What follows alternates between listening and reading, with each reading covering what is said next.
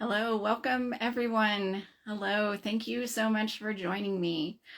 My name is Sarah Avery, and I am the Executive Director of Quanta Change.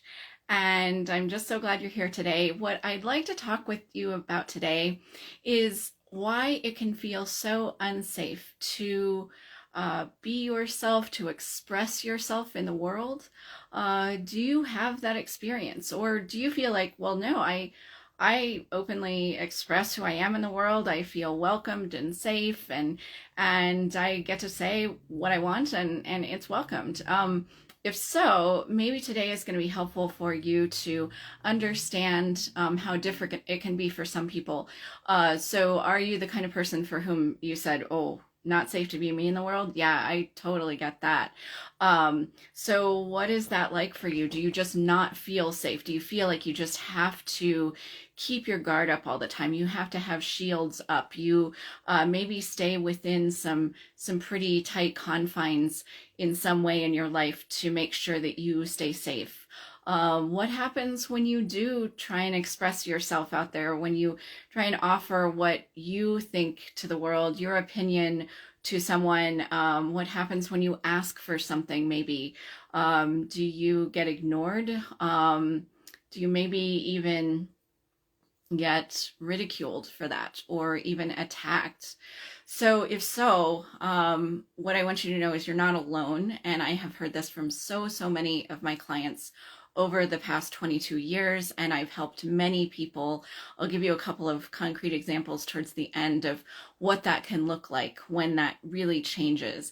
I'm so sorry though that you feel that way, because it's really hard to go through life that way. So I'm wondering if you've tried to change that. Have you done therapy perhaps, or some self-help work of some sort to try and change maybe how you communicate, how you present yourself in the world? Maybe you've tried to become more comfortable with yourself as a way to try and address this issue. Has that helped? Or have you, if so, if you found something that's helped, that's fantastic. You should definitely stick with it. Finding whatever helps you is the best thing in the world. If it hasn't helped, are you finding even that over time it's gotten worse? You feel less safe, or you're getting more ridicule or attack, or some version of "how dare you" when you are yourself, when you express yourself in the world.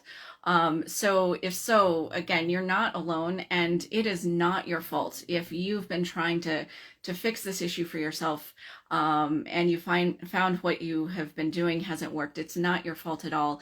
It is most likely that what you've been trying has not been able to get to the root of this issue for you. So I'll get into that root of this issue in a moment, but I want to say something first, and that is that I want to recognize that there are big societal and systemic biases that people hold and that they use to target groups who are the other in some way. And to state the obvious, I'm a white woman, I am cisgender, I'm straight. So a lot of those kinds of things that happen in big societal ways, I'm not the recipient of. I have been overweight, fat, whatever you want to call it, since I was an infant. So I've experienced a little bit of that othering, but I'm not at the intersection of many of them, as I know so many people are.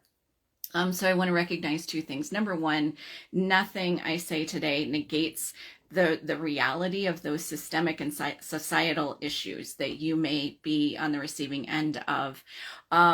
Also, nothing I say today, lets people off the hook for their bad behavior. Everyone is fully responsible for their own bad behavior, and if it's towards you, that's absolutely true, culpable for that bad behavior. So nothing I say today gets in the way of any of that. And I also wonder, though, if you've started to see patterns in your life. Maybe there's a pattern in interactions, in relationships maybe it's in many areas of your life. So it's in your friends and family. It's maybe with strangers. Maybe it's with people at work or school, and you're thinking, it's always this way. This is always how I get treated, or this is always how I feel with people, no matter where I am, who they are, how well they know me. So that's the kind of thing that Quanta Change can really address. So that's what we're going to get into today. So my first question that I want to answer is, well, why in the first place do you see these kinds of negative patterns happen in terms of how you feel about being yourself in the world, about how safe or unsafe you feel about being in the world, and what response other people tend to have to you? So Quanta Change calls the source of this issue learned distress. And learned distress is the feeling that you absorbed very early in life, that there's something wrong with you being just the way that you are. So learned distress has really a couple of components. There's that sort of raw, awful feeling that there's something wrong with you. And then there's a survival mechanism that your brain also developed very early in life, before the age of 2.5, to allow you to fit well first with the people around you, your parents or other early caregivers, but also then to allow you just to survive with that horrible feeling that there's something wrong with you. And there are 6 basic patterns of learned distress and survival mechanism that goes along with it. And I'll describe what those are towards the end, and give you a way to find out which of those patterns that you have. But for now, I want to talk about what learned distress does and how it creates these patterns, these negative patterns for us. So your sense of self is like a container that stores how you feel about being yourself.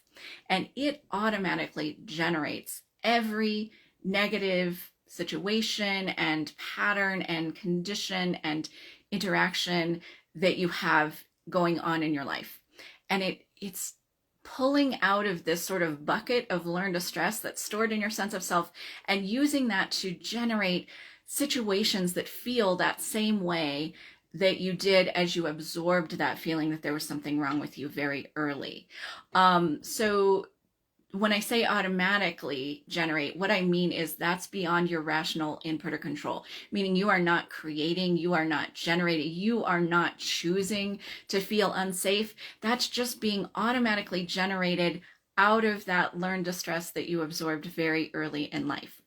And specifically when it comes to this feeling of not being safe being yourself, that's really coming out of this big piece of learned distress that we all have, that we don't matter just for being ourselves. I wonder if you can relate to that. Some people describe this I don't matter feeling mostly as a feeling of not being safe being myself. Others describe it as a feeling of being unheard or unseen. So in any way that you experience that feeling sort of at the core, that's really the generating force behind not feeling safe being yourself. And that's because, so it's weird, right? Because you're thinking, well, if I'm not responsible for other people's behavior, which you are not, how is it that you can say that this feeling of not mattering is generating this experience of being unsafe, and that other people are attacking me maybe, or ridiculing me when I ask for something? So I know that's so strange, but this comes down to something that I say, people treat us how we feel about being ourselves. I know that's totally ungrammatical, but people treat us the way that our sense of self stores how we feel about being ourselves, meaning that when we feel that we don't matter, people pick up on that, not on what we say or what we do, but they just can automatically, it's like we have this feeling radar going on all the time, and we're picking up how other people feel about themselves. They are picking up how we feel about being ourselves, not what we say or do, and then they're automatically reacting to us based on that, out of their own learned distress very often. And so when they feel you don't matter, then that allows them to say, what do you mean you're asking for this? What do you mean you think you get to say this?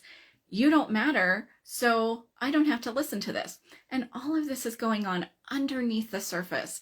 And so again, you can't do anything about their behavior. That's not your responsibility. But you can change what's stored in your sense of self so that they can feel more and more of the feeling that you do matter, and they can respond differently to you as a result of that. So how does that work? Well, that's what Quanta Change was developed to do, was change what's stored in your sense of self. Because Quanta Change recognized that there was this big fundamental problem with trying to do that. I wonder if you've run into it. Have you ever tried to think your way out of some negative feeling? Have you ever tried to convince yourself, no, I don't need to get them to like me, or no, I don't need to be perfect, or I can just, if I really try hard enough, I can just feel safe and walk out there in the world and just say what I have to say and it'll be okay. Have you tried that? Has it worked? Or have you been left feeling the same way after a pretty short amount of time? Have you found that the same kinds of things are happening? So that is the result of learned distress. And that's the result of the fact that there is a wall of resistance to change kind of surrounding our sense of self and protecting it from rational level change, because our survival mechanism is in there, how we've stayed alive on the planet. And so the sense of self says, no way are you going to change this. But Quanta Change was developed recognizing that sort of rational brain, you can't think your way out of it problem. It said, okay, in the research behind Quanta Change, they said, okay, what we've got to do is we've got to get your rational brain out of the way entirely. And they figured out that sleep is the time that you can do that. So sleep is the time when the rational brain is out of the way, shut off entirely, so that wall of resistance to changing your sense of self is deactivated during sleep. And sleep is also the time when your sense of self is getting recharged. So what Quanta Change allows you to do is tell your brain, no, I don't want to recharge with learned distress like I have been every night, with the feeling there's something wrong with me or I have to be some certain way to deal with it. I want to recharge with my core natural well-being. This is the feeling at your center that you are just great being yourself, that you really do matter just for being yourself. And along with that goes really being safe. And so as you start to recharge with well-being instead of learned distress, your brain peels off layers of learned distress that stand in the way of that well-being. It peels them off permanently.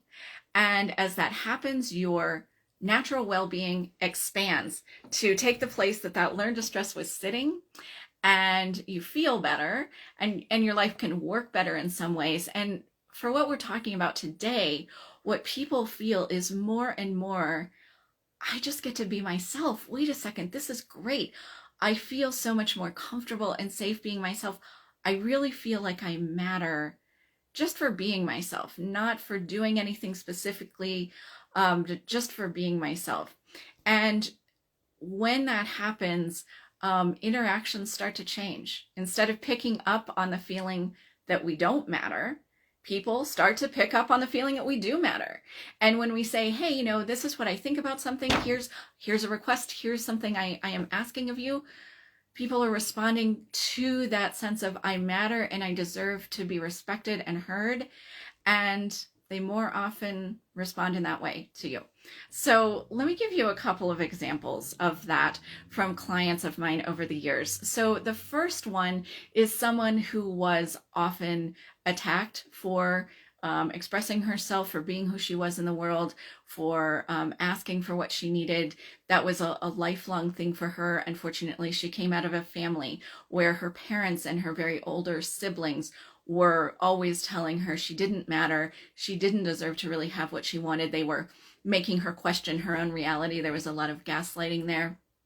And so, not surprisingly, that was a pattern that she saw throughout her life, ongoingly in her extended family, in her work, in interactions with strangers, in the public.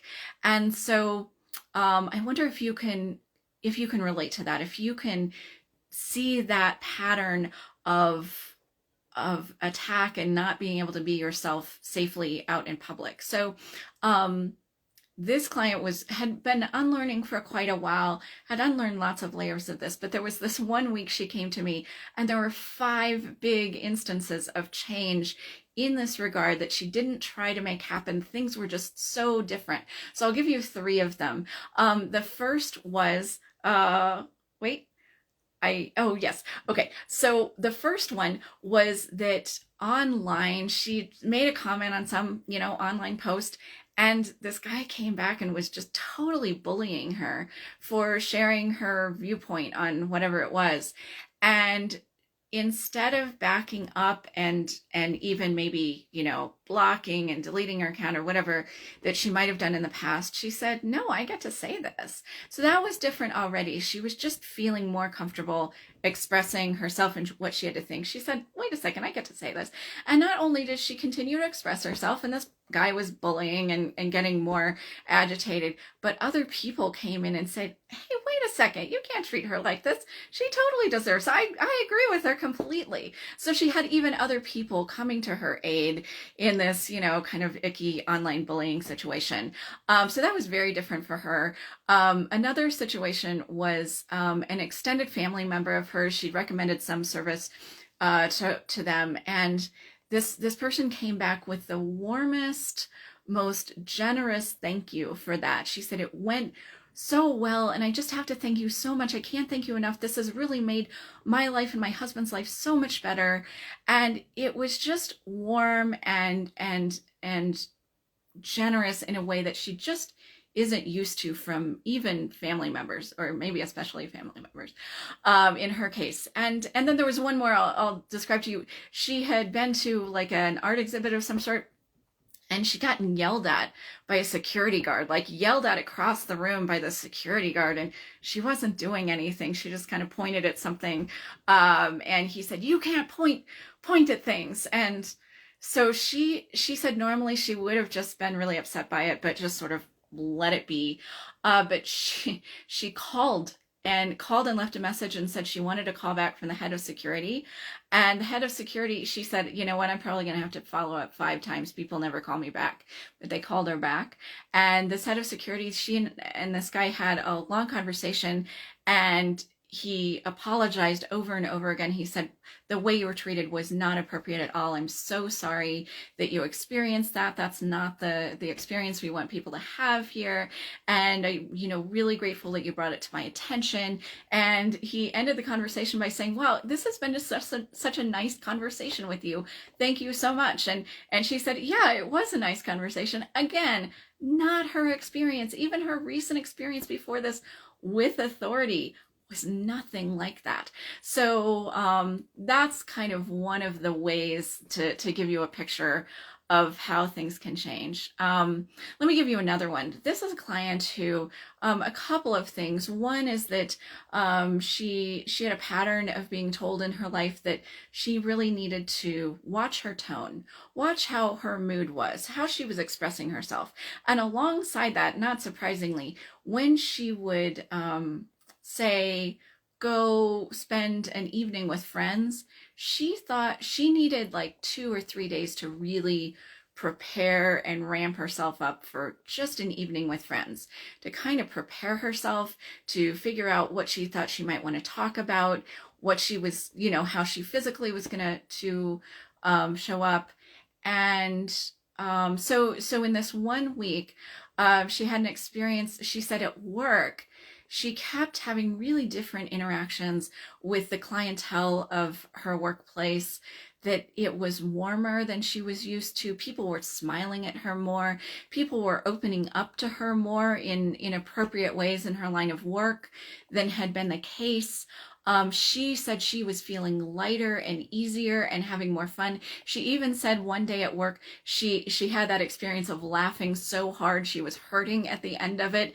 And I said, is that normal? Would you normally laugh that hard at work? And she said, oh no, never, never. I never would have even thought that was appropriate, and I wouldn't have let myself do it.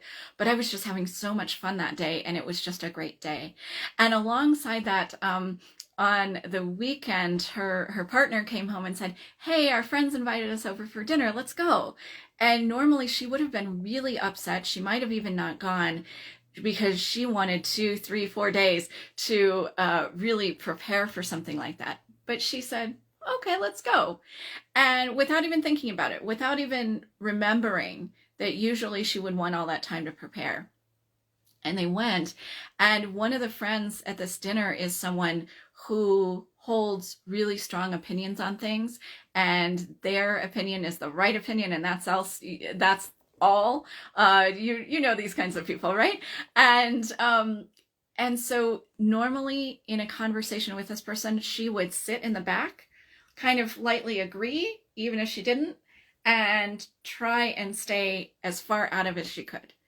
That night, she ended up having an in-depth 2-hour conversation with this person on a controversial topic. And she ended up saying, you know what? Why don't you share your opinion? And then I'm going to share mine. I think we're a little bit different on this. And then let's think about some other people and how they might see it in a very different way from us. You know, let's really examine this. Let's really talk about it. I think that's what we should be doing, is really talking about these things. There's no harm in that. And at the end of the night, she said it was a really great conversation. And it was only the next morning when she woke up and she thought, wow, that was weird. I wasn't even feeling my shoulders up around my ears at the end of the night. Like I wasn't completely tense and freaked out. I just had a nice conversation. And this was all without planning it out. This was not anything that she decided in advance. She just showed up and she was herself. And she kept saying, I just feel lighter and easier in being myself. So if you can relate to either of those client stories or anything I've said today, I hope that you are feeling a bit more hopeful that there really is a way to be safer being you in the world. And even when we're talking about those big societal biases, sometimes what I've seen for people is that individually in themselves, the more they feel like they matter, sometimes that can start to change at least their own experience of that.